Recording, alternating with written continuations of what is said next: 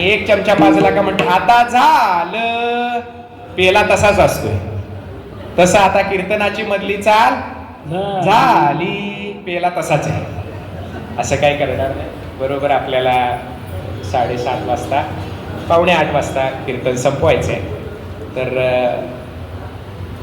उरलेल्या अभंगाचा जो भावार्थ आहे तो आपण बघूया आणि त्याच्यानंतर या कीर्तनाचा भावार्थ संपूया. तुकोबऱ्या अभंगाच्या 3ऱ्या चरणामध्ये म्हणतात, अभिमान नुरे ओढ अवघेची पुरे. पंढरपुरामध्ये अभिमान उरत नाही. कारण बघा, पंढरपुरामध्ये कितीही ज्ञानी असू द्या, कितीही पंडित असू द्या, कितीही उच्च कुळातला त्याचा जन्म असू द्या, उच्च वर्गातला त्याचा जन्म असू द्या, हे सगळे लोक एकमेकांच्या पाया पडतात आणि एकमेकाची शिदोरी काल्याचा प्रसाद म्हणून खातात. आता हे जर पंढरपुरामध्ये घडत असेल तर कोणत्याही प्रकारचा अभिमान शिल्लक राहत नाही. आणि पंढरपुरात जाऊनही जर अभिमान शिल्लक राहत असेल तर त्याला वारकरी म्हणता येणार नाही. माझे आजोबा वैकुंठवासी सद्गुरू भोसले महाराज नेहमी एक उदाहरण सांगायचे की एकदा एका कीर्तनामध्ये असाच पंढरपूरचा महिमा सांगितला की पंढरपुरामध्ये काम, क्रोध, लोभ, मोह, मद, मत्सर, अभिमान काही शिल्लक राहत नाही. त्यामुळे पंढरपूरला गेलं पाहिजे, पंढरपूरला जाऊन काम, क्रोध सोडला पाहिजे, वारकरी झालं पाहिजे.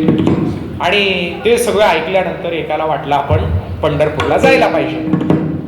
गेला तो पंढरपूरला. पंढरपूरला गेल्यानंतर चंद्रभागेमध्ये गेला, आंघोळ केली. आंघोळ करून तिथलं पाणी घेतलं, सूर्यासमोर उभा राहिला आणि म्हटला मी राग सोडला. पुन्हा पाणी घेतलं, म्हटलं मी राग सोडला. असं त्यानं किती वेळा केलं? 5 वेळा केलं. आणि त्याच्यानंतर मग नगर प्रदक्षिणा केली, पांडुरंगाचं मुखदर्शन घेतलं, काय लाह्या, बत्ताशे, पेढा काय असतील तो प्रसाद घेतला आणि वारी करून जेवण करून तो घरी आला. घरी आल्यानंतर काही दिवसांनी त्याचा मित्र गाठ पडला. मित्र म्हटला, अरे 2-4 दिवस काही दिसला नाही, कुठे गेला होता? तो म्हणा, पंढरपूरला गेलो होतो. कशाला गेला होता? वारीला गेलो होतो. काय केलं वारीला जाऊन? म्हटला राग सोडला. काय केलं? राग सोडला.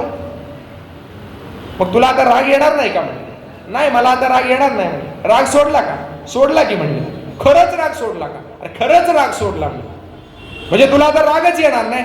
मागे सगळे खाड करून कानाखाली लावली. म्हणलं तुला 100 वेळा सांगतोय, कळत नाही का मी राग सोडलाय? आता हे त्यानं प्रेमानं केलं का रागानं केलं? म्हणजे नुसतं राग सोडला म्हणून राग सुटत. म्हणून महाराजांनी सांगितलं पंढरपुरामध्ये जा, पण कसं जा? वारकरी होऊन जा. होय होय वारकरी. आधी वारकरी व्हा, मग पंढरपूरला जा. म्हणजे तुमच्या मनातली जी अभिमानाची वृत्ती आहे ती अभिमानाची वृत्ती संपून एक माणूस होऊन, वारकरी होऊन मग पंढरपुरामध्ये जा. आणि मग जर तुम्ही पंढरपुरामध्ये गेला तर तुमचा सगळा अभिमान नष्ट होईल, अभिमान उरणार नाही. आणि अभिमान उरलेला नसल्यामुळे तुमची इच्छाही उरणार नाही. आपल्याला इच्छा का निर्माण होतात? आशा का निर्माण होते? आशेमध्ये दुःख आहे. पण आपल्याला आशा का निर्माण होते? आशा निर्माण होते याचं कारण आपल्याला असं वाटतं की आपण इतर कुणापेक्षा तरी कशाच्या तरी बाबतीत श्रेष्ठ असायला पाहिजे. कुणाला वाटतं पैशाच्या बाबतीत श्रेष्ठ असायला पाहिजे, कुणाला वाटतं जातीच्या बाबतीत श्रेष्ठ असायला पाहिजे, कुणाला वाटतं ज्ञानाच्या बाबतीत श्रेष्ठ असायला पाहिजे. कशाच्या ना कशाच्या तरी बाबतीत प्रत्येकाला श्रेष्ठ असावं वाटतं. म्हणजे गर्वाचे, अहंकाराचे अनेक प्रकार आहेत. काही जणांना ज्ञानाचा अहंकार असतो, काही जणांना जातीचा अहंकार असतो, काही जणांना शक्तीचा अहंकार असतो. माझ्याकडे किती शक्ती आहे, असं अहंकार अनेक प्रकारचे असतात. तसं काही जणांना कशाचा अहंकार असतो माहितीये का? मला कशाचाच अहंकार नाही याचा एक अहंकार असतो. माझ्याकडे सगळं आहे पण मला कशाचा अहंकार नाही व्हावं याचा एक अहंकार असतो. पण महाराज म्हटले या सगळ्या प्रकारचा अहंकार, हा सगळ्या प्रकारचा गर्व, सगळ्या प्रकारचा अभिमान जर कुठं निघून जात असेल तर महाराज म्हणतात तो पंढरपुरातून निघून जातो. अभिमान नुरे कोड अवघेची पुरे. सगळ्या प्रकारचा अभिमान पंढरपुरामध्ये निघून जातो, कुठल्याही प्रकारची इच्छा राहत नाही. आणि असं जर झालं तरच तो पंढरपूरचा वारकरी आहे, लक्षात घ्या. आणि तरच त्या वारीचं फळ आहे. म्हणून महाराज म्हटले, वारकरी व्हा, पंढरपूरला जा.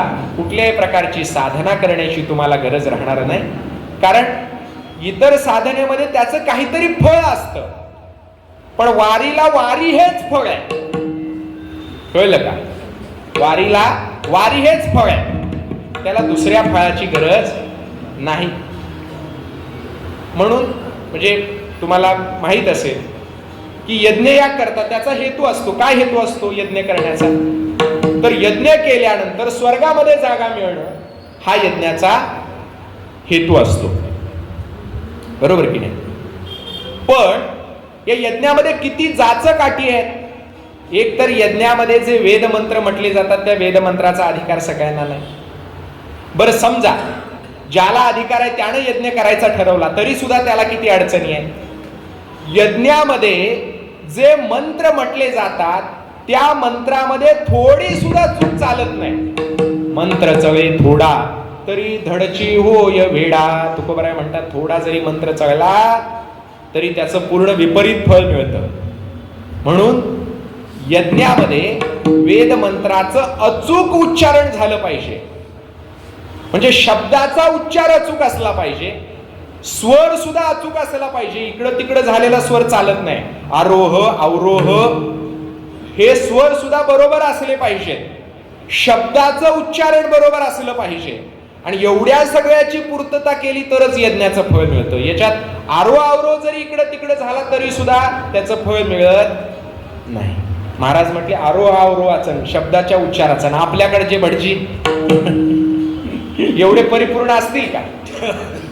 अहो, श्रावण महिन्यामध्ये त्यांना एवढ्या पूजा असतात. एक जण गेला, श्रावणामध्ये पूजा ठेवली होती सत्यनारायणाची, आणि भटजीकडे गेला. म्हटले चला आमच्याकडे पूजा आहे, तुम्ही स्वीकारलेलं होतं पूजा करतो म्हणून, चला लवकर, उशीर झालाय, माणसं आलेली आहेत. तो म्हटला थांब बाबा, हाच आमचा सीझन आहे, थांब जरा, पूजा करून घेऊ दे. पूजा केली, त्याच्या गाडीवर बसला, निघाला, त्याच्या घरी आला त्या यजमानाच्या. सत्यनारायणाची पूजा लगेच मांडली आणि 5 मिनिटात पूजा संपली. म्हणे महाराज गेल्या वेळेला 1 तास पूजा केली आणि ह्या वेळेला 5च मिनिटात कशी काय उरकली? तो म्हणला, अरे तुझ्या गाडीवर जेव्हा बसलो होतो ना तेव्हा चालू केली होती. तेव्हा जे चालू केली ती इथं आल्यावर संपत चालती, इथं आल्यावर 5 मिनिटात संपली.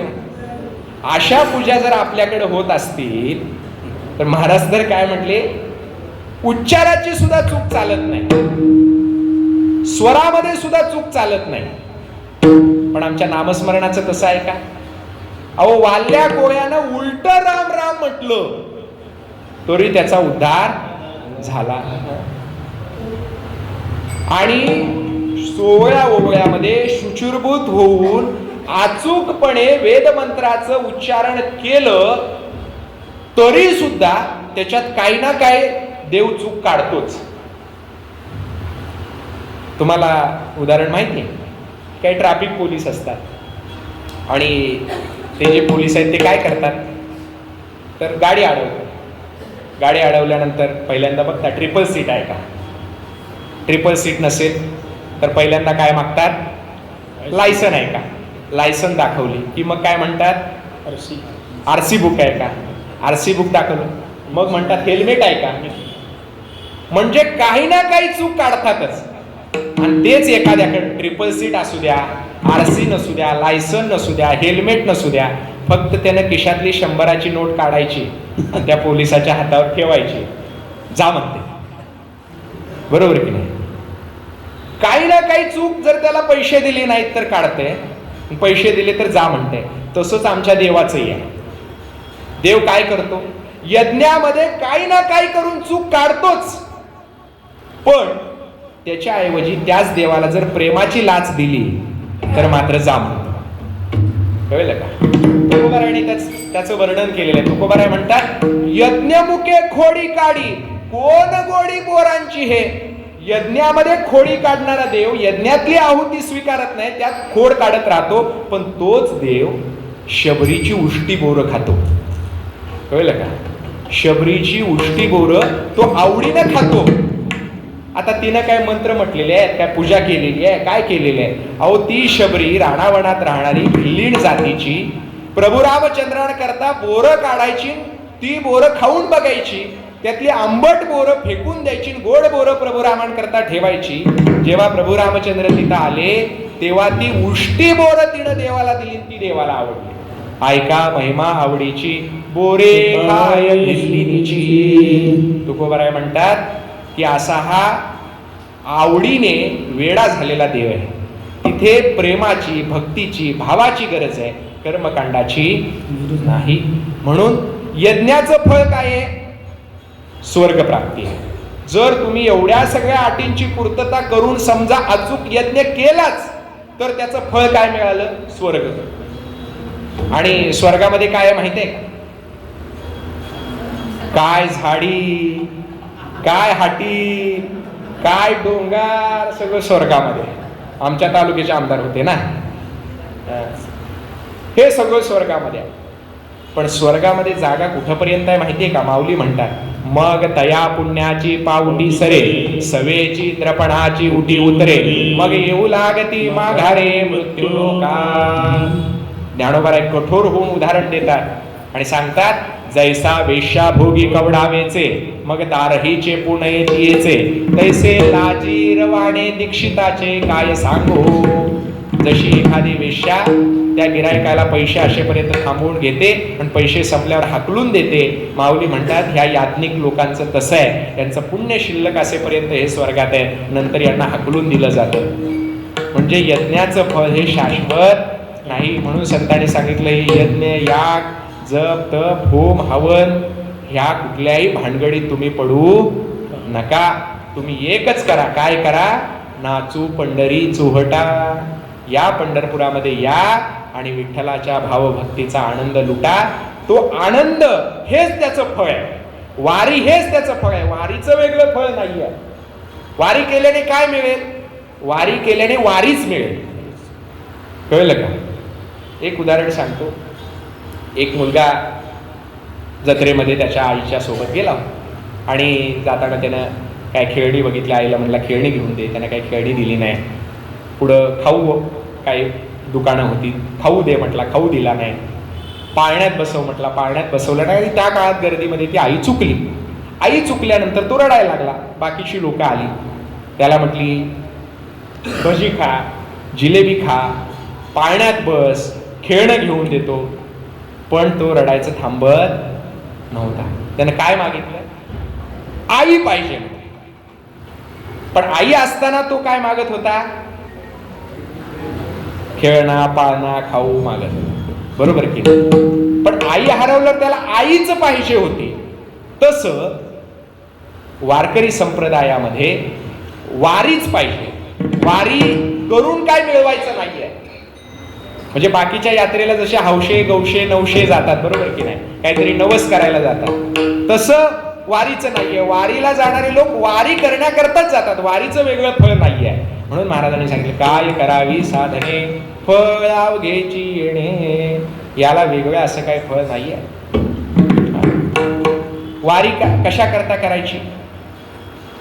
देव मिळवण्याकरता करायची असं काही जण म्हणतील. नाम कशा करता घ्यायचं देवाचं? काही जण म्हणतील देव मिळवण्याकरता घ्यायचं. व्यवहारातला नियम सांगतो. बायको आपल्या नवऱ्याचं नाव घेते. नवरा मिळावा म्हणून घेते का नवरा मिळाला म्हणून घेते? काय म्हणून घेते? नवरा मिळाला म्हणून घेते. बरं, नवरा आपल्या बायकोचं नाव घेतो, बायको मिळावी म्हणून घेतो का बायको मिळाली म्हणून घेतो?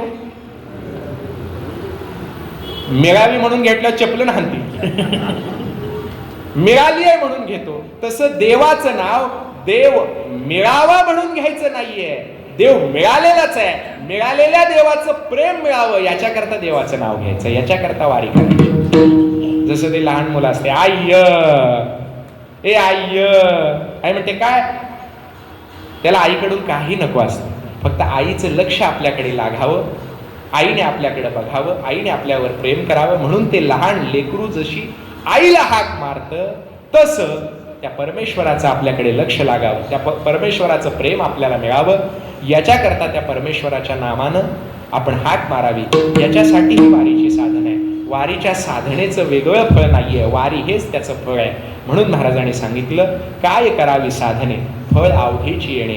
याच्यामुळेच फळ आहे. आणि शेवटी तुकोबाराय सांगतात, तुका म्हणे डोळा विठो बैसला सावळा. तुकोबाराय म्हणतात, आमच्या डोळ्यामध्ये पांडुरंग बसलेला आहे. डोळ्यामध्ये पांडुरंग बसलेला आहे याचा अर्थ डोक्यामध्ये पांडुरंग बसलेला आहे. डोक्यामध्ये पांडुरंग बसलेला आहे याचा अर्थ चित्तामध्ये पांडुरंग बसलेला आहे. कळलं का? चित्तामध्ये पांडुरंग बसलेला आहे. तुकोबाराय म्हणतात की या वारीमुळे आमच्या चित्तामध्येच देव बसलेला आहे, आमच्या आतच देव आहे. म्हणून आपण सावतामाळींची एक प्रतिमा बघतो की त्यांच्या छातीतून पांडुरंगाचं दर्शन घडतं. बरोबर की नाही? या कथेचा बोध काय आहे? या कथेचा बोध असा आहे की वारकरी संप्रदायाचं तत्वज्ञान हे चित्तामध्येच पांडुरंगाला ठेवायला सांगतं. आमच्या जनाबाई माऊलींनी फार गोड अभंग लिहिलाय. काय लिहिलाय? धरीला पंढरीचा, धरीला पंढरीचा चोर, धरीला पंढरीचा चोर, धरीला पंढरीचा चोर, धरीला पंढरीचा चोर. गडा बांधून या दोर, धरीला पंढरीचा चोर, गडा बांधून या दोर, धरीला पंढरीचा चोर. धरीला पंढरीचा चोर, धरीला पंढरीचा चोर.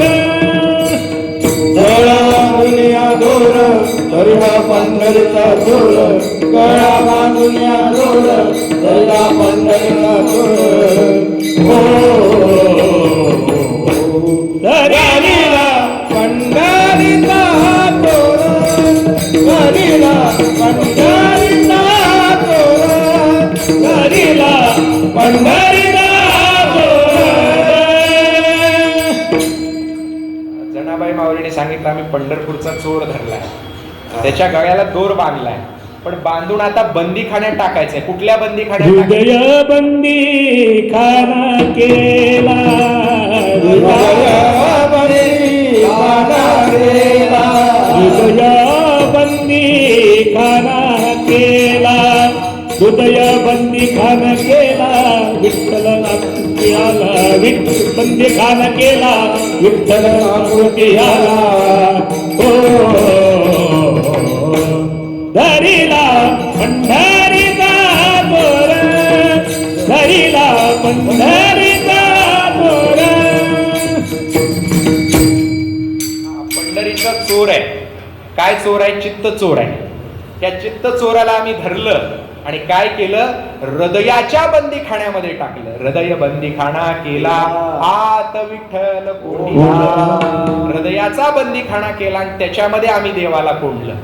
त्यामुळे तुकोबाराने सांगितलं, देव असता अंतर्यामी, व्यर्थ हिंडे तीर्थग्रामी. देव आपल्या अंतरात्म्यामध्येच असताना बाकीच्या ठिकाणी हिंडायची काय गरज आहे? नाभी मृगाचे कस्तुरी, व्यर्थ हिंडे वनांतरी. त्या मृगाच्या हरणाच्या नाभीमध्येच तो सुवास असतो, पण तो कुठून येतोय म्हणून ते हरिण इकडे तिकडे पळत असते.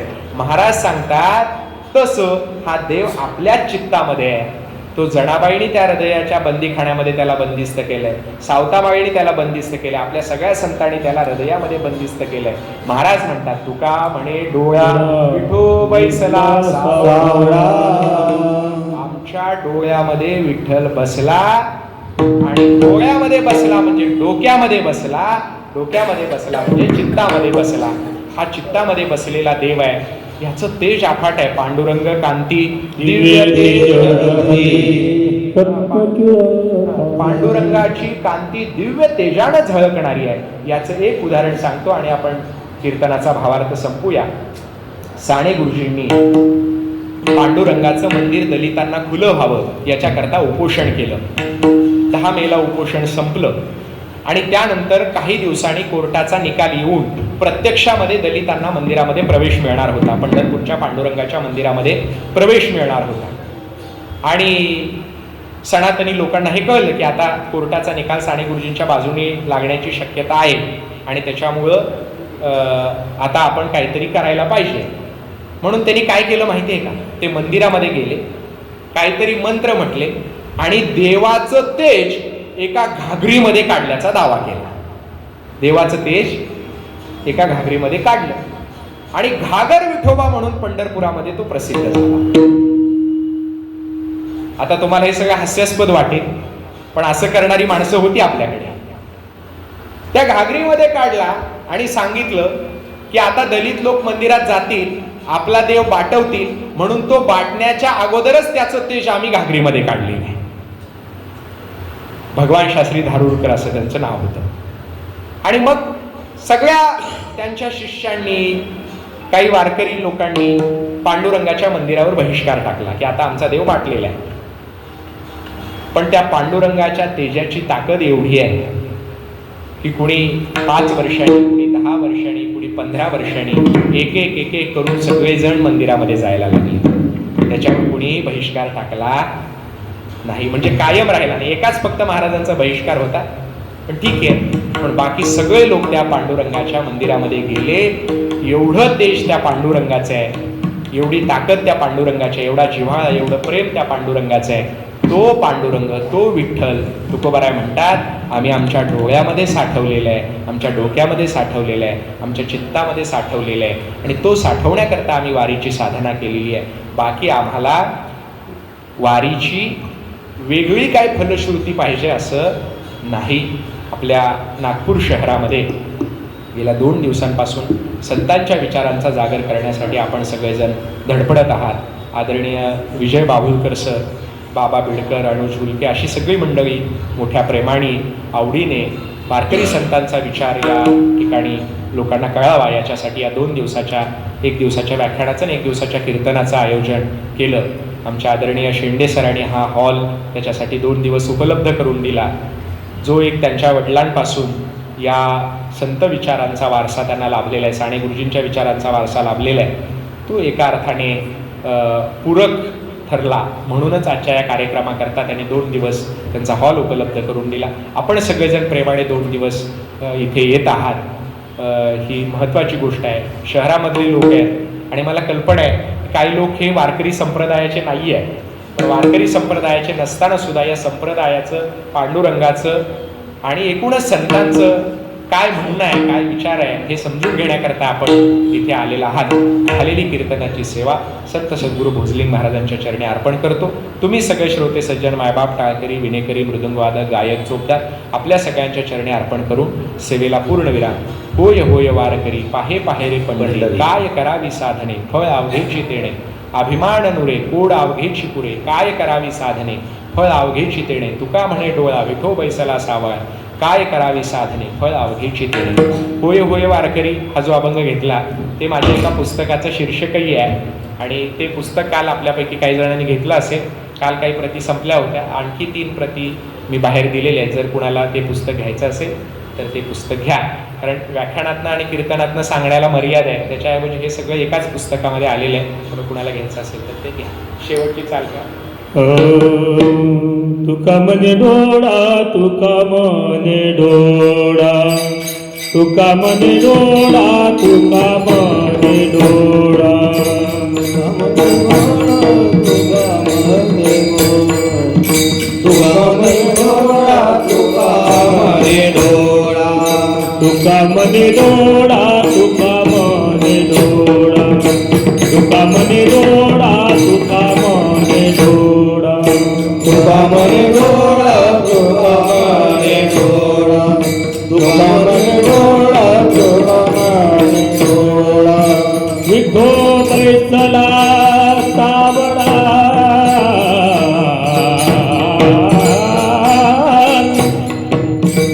विठो बैसला सावळा, सावळा, काय करावी साधने, काय करावी साधने, काय करावी साधने, काय करावी साधने विठ्ठल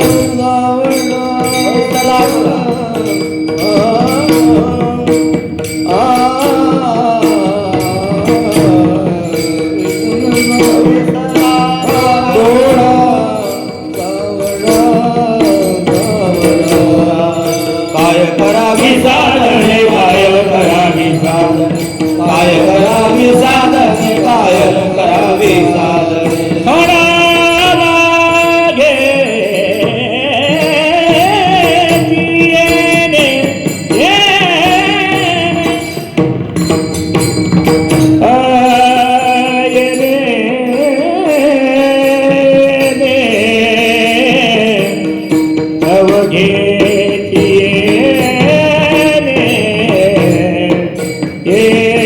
साधने काय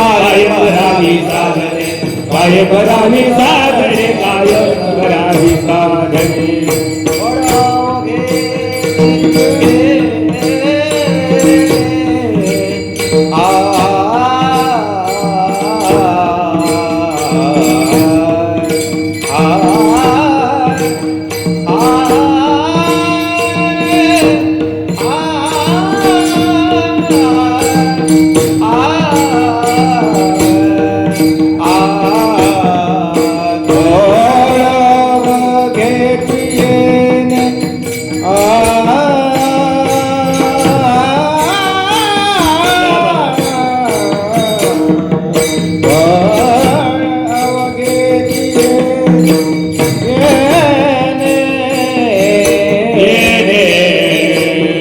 काय करावी साधने काय करावी साधने काय करावी साधने काय साधने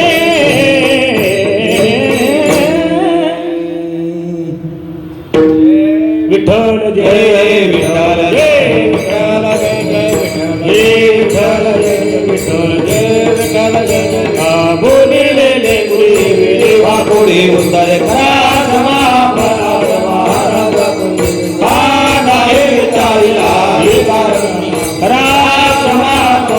महाराज तुम्ही तुका म्हणे जरा कामाया पैकी महाराज तुम्ही ज्ञानदेव तुकाराम देव तुकाराम देव तुकाराम देव तुकाराम तुकाराम झाले समान झाले झालं एकले चरण आता उठावीचे म्हणाई ते नाही नारायण दुर्वाणी प्रपणे ते सापडले आता उठावीचे म्हणाई ते नाही नारायण तुका म्हणे भोगलेला निवारिला आता उठावीचे म्हणाई ते नाही नारायण आता करुण्यारती चक्रपाणी आज पुरला नवत संध्याकाळ तुका वाजवितो टाळीवा सम्मुख आज पुरला नवत संध्याकाळ देव सुब्रमण्य गोविंदला वार प्रणामी मुक्तवू आदिती मामा म्हणे केशवादी तुम्ही राहिलो तसे आरती दान राजा महाकैवल्याची जय साधू संत मनोवेदाला माझा आरती ज्ञान राजा लोकने ज्ञान जगी इतने नाती कोणी अवतार पांडुरंग नाव घेले ज्ञानी आरती ज्ञान राजा प्रगट गुय बोले विश्वब्रह्माची देवी राजनाधनी चढे मस्तक ठेविले आरती ज्ञान राजा महाकैवल्याची देवीचे साधू संत मनोवेदाला माझा आरती ज्ञान राजा आरती तुकारामा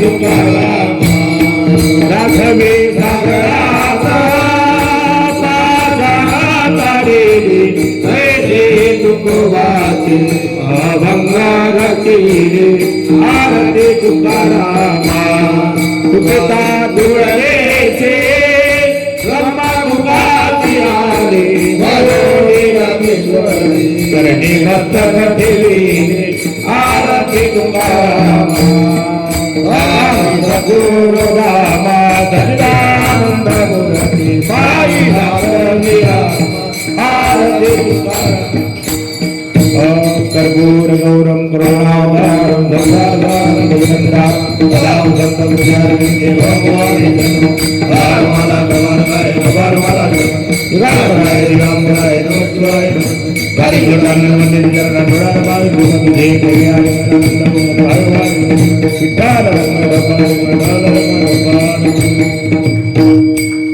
याची व्हावी माझी आस जन्मजन्मी तुझा दास पंढरीचा वार करी वारी संत संग सर्व काळ अखंड प्रेमाचा कल्लोळ पंढरीचा वार करी वारी चंद्रभाग स्नान तुका माझी हेची दान पंढरीचा वार करी वारी मागणे ते एकच प्रती आहे देशील तरी पाहे पांडुरंगा या संताची भेटीमध्ये आडी कलकार मागदेवा तुका म्हणे हाता उदारत होई मरभे पाहे संताची या संताची निर्भीची बदली आणि तुझे काय मागू देवा ज्ञानदेव तुकाराम देव तुकाराम ज्ञानदेव तुकाराम ज्ञानदेव तुकाराम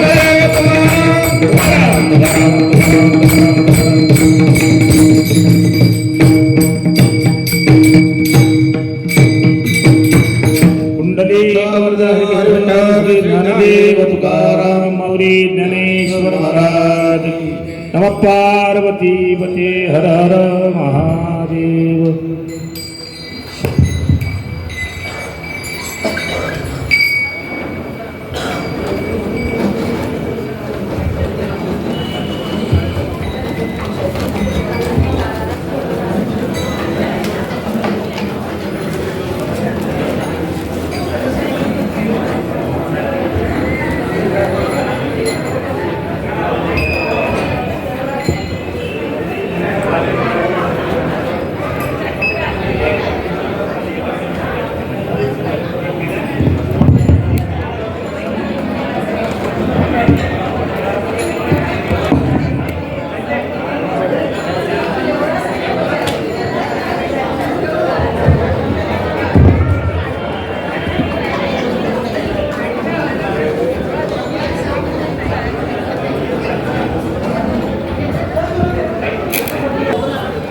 माननीय मधुकरराव वाघमारे यांच्या स्मृतीप्रित्यर्थ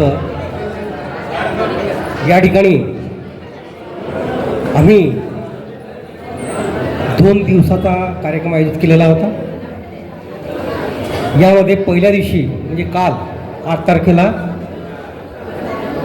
जाहीर व्याख्यान या ठिकाणी आयोजित केलं होतं आणि त्या व्याख्यानाचा विषय होता सामाजिक परिवर्तनात संतांचे योगदान. आणि नमस्कार दोस्तों, हमारे न्यूज़ चैनल न्यूज़ इंडिया को लाइक कीजिए, शेयर कीजिए, अनसब्सक्राइब कीजिए. हम मिलेंगे फिर. धन्यवाद.